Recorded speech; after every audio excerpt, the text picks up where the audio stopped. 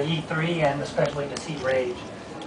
Probably one of the first games you're going to see. Hopefully it'll leave a lasting impression and you'll still be thinking about it when you leave E3. We have a lot of ground to cover, so I'm going to be jumping around and there's a lot of information, but it's really important that we give you all the little bits of both gameplay diversity and some of the story elements and then some of the basics about what is Rage.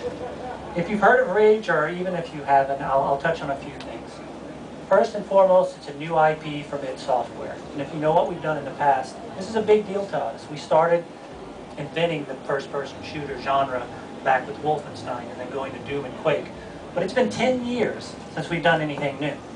And we knew if we were going to do something new, we wanted to make it big, make a big difference. So one of the things we did with this kind of evolution of John Carmack's technology is really marry the two. New IP, new story, new fiction, new gameplay, still stay true to that action first-person shooting that we've always done, but add all of these new elements and then kind of marry it to a new technology, something that you haven't seen before. There's a lot of sameness in the industry, and we've kind of been doing the same thing for a long time. So as a designer, this kind of freed all of us up at id Software, so we're really excited to show it to you today. As Jason loads this up, I'll up the sound a bit.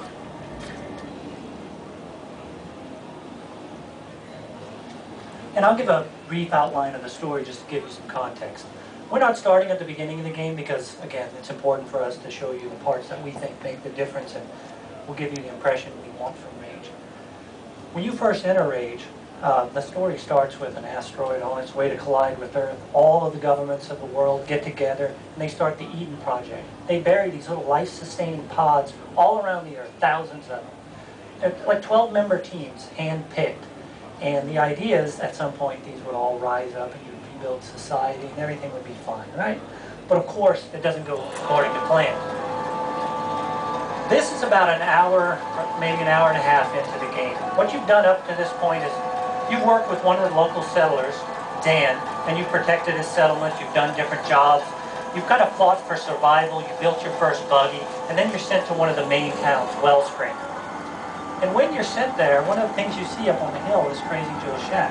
And it's a cool place to start because everything about this represents what we tried to do with the world.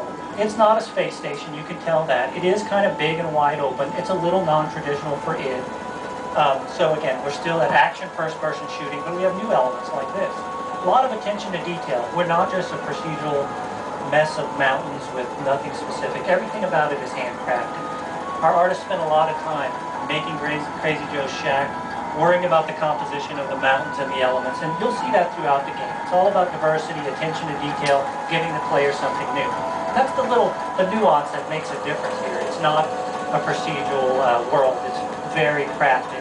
But at the same time, here's an element you don't necessarily have to go and encounter, but we know we're going to entice the player to go here. Very directed first-person action shooter, but we do have all these little side shoots and jobs you can do in places of interest. So let's go in and talk to Crazy Joe. Well, what you think you're doing around here, eh? Is he a mutant yet? They were just like you and me. Then the space rock went and hit us. Those unlucky few left on the surface started changing. They were crazy days. Didn't have no time to get deeper, I suppose. Now those mutants are getting worse. Don't know how, but the authorities been doing experiments on them, making them bigger and meaner. You watch out. You see a mutant, you run.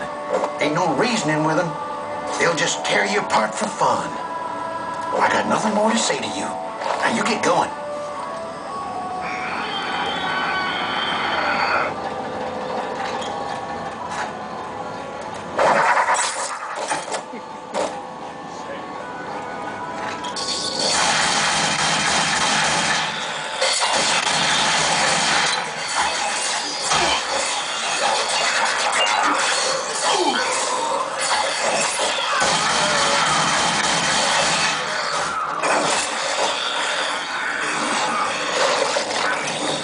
So we helped Crazy Joe out with a few different mutants. And you can see from the character, we want to put a lot of personality. So everything Crazy Joe, the way he looks and the talks, and he gives you little story elements, and you come right out and you're back into action and shooting. But you're using new tools. You saw the wing stick, one of our quick use items. You'll see other elements like that represented in the different combat environments. Again, we're sent to Wellspring at this point in the game, so we're going to drop in our buggy. This one's outfitted with 2 machine guns in case anything hostile we encounter.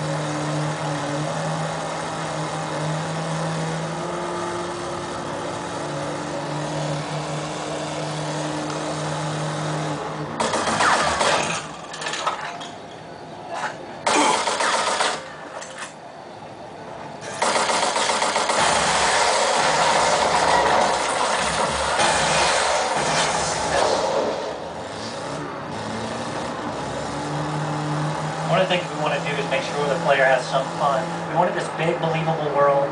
We gave you the vehicle to let you traverse from one side to another, and we want to fill it with as much cool gameplay and kind of unique gameplay as possible as you move through the different places. So we found the town of Wellspring. Here's the gate. This is the first time we come here, and as a player, you'll learn all these different places. And I think I talked about it a little bit with Crazy Joe's place, but we want to infuse as much personality. We almost treat the town like it's a character itself. Everything from the way people treat you. Hold up there, stranger. You got business here? Even from him calling me a stranger. At this point in the story, I am a stranger. So we're not going to take control away and go a long, cinematic to tell you where you are in the story. We're going to let you feel it. You're going to actually experience the action as you move through the story. That's important to us. So as you move around this town for the first time, people are going to act like you're a stranger. They're going to treat you kind of standoffish as you do different things, and you take out a main bandit clan or you win a big race. People will respond a little more favorable to you. And that's one of the ways we deliver the story. Is that interference? Or? It's also somebody's cell phone conversation. So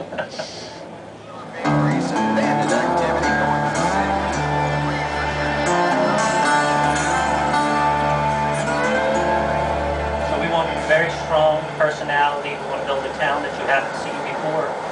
The coolest thing about it is this town has this western feel. It's very dusty. It's built over the well. It has its purpose in the story. The next town, Subway Town, built underneath. It's almost got this New York subway feel, and people are the boss of the town is almost like a mafia boss. People are a little paler, so they look different. They treat you different. They act different, and it's at a different point in the story. If you're looking for a raise, go see Jackie Weeks. He's in the back of town. Can't miss him. Just look. So players that want to dig a little deeper, you can get little bits of information, and people will help direct you around town. You're looking for the mayor, but we know players will go into the bar. We expect that. So we try to fill it again with story elements. Mini games will open up, odd jobs. We have this very directed kind of Didn't the authorities say it had stabilized the cost of water? Some new technology? Sure, then why does the price just keep going up? More lies from the authority. But beyond that action movie, we want to put all these little side things where the player can pick and choose what kind of fun he wants to have.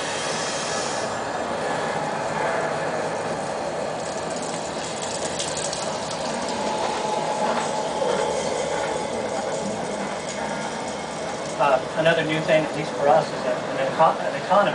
And I'm going to touch on a few different elements of the economy as we move through. But what we do is, and you'll see it in our shooter environments, we give the player these new toys and tools, like the wing stick, for instance, or a new weapon. Then the economy is the way the player manipulates that. We teach them how to use the tools. They pick and choose what they want to buy and sell. There's a whole section on engineering items I could get into, but you can build these really cool gadgets. The cool thing is once you learn how to use it, it's up to you to figure out which ones you want to use. Will you look at how you're dressed? Again, she's reminding our place in the story. I came out of the Ark in the Ark suit, so I look a little strange to these guys. Mini games will open up as you move through town. If you're the type that likes to play them, you can win a little money, hopefully.